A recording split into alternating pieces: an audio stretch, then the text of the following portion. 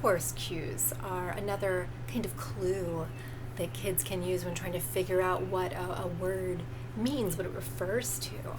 And it turns out that they have a bias for what's called discourse continuity, right? Where a label for an object is embedded between utterances about that very same object. So for example, if we're talking about this kitty, you're saying, oh, how cute he is. Do you see this Siamese? Look at his soft fur, right? These are utterances all about this lovely referent right here, right? And so we have the label Siamese, is kind of sandwiched in between all these other things that refer to this reference. So this is discourse continuity. This is this very short discourse, a sequence of connected utterances that are related to each other.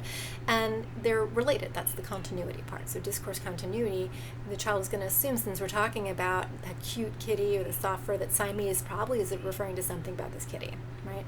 And it turns out that kids learn novel object labels better, right, when they're embedded, when they're sandwiched in discourse utterances that refer to the same object.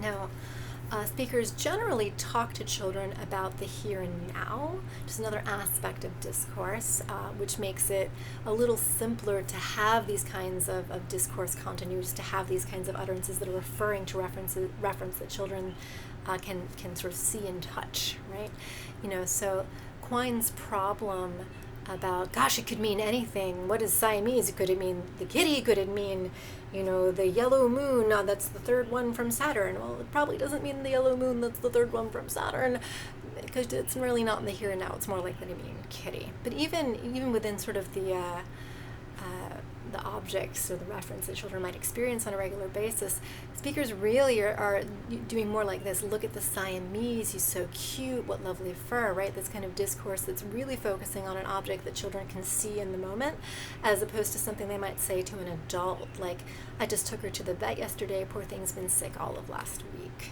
right? Where it's like, you are talking about the kitty, but you're not really pointing out things that are in the moment, right, in the same way. Now, there was a study that really looked at this in child-directed speech and highlighted just how often speakers talk to children about the here and now, right? So what we have here is a study from 2012 of a sample interaction between a caretaker and the child. And these are a whole bunch of objects that are sort of visually present. And what you're seeing here is the red, and this is the utterances that were said. The red is that the object was both present and mentioned, and you can see that happens an awful lot, right? Now blue, the object was present in the child's visual space, but not talked about, right? And that happens a fair amount too, right? There are a bunch of things present, but maybe the red only are the ones you're talking about in that moment, right? And you can see you talk about them for a long time, right? Many utterances, that's the discourse continuity, where you're not, you're really talking about the same thing for a while. And it's only rarely that you're mentioning an object that's not visually present, right? It happens occasionally, right? But most of the time you're talking about things that really are like visually salient, that are in the here and now. And these extended discourses have this effect that toddlers and parents therefore exhibit greater sustained attention together, joint attention on objects, and greater coordination between their behaviors, right? By having these discourses that are these connected series of utterances about the here and now, which again facilitates figuring out what a new label might refer to.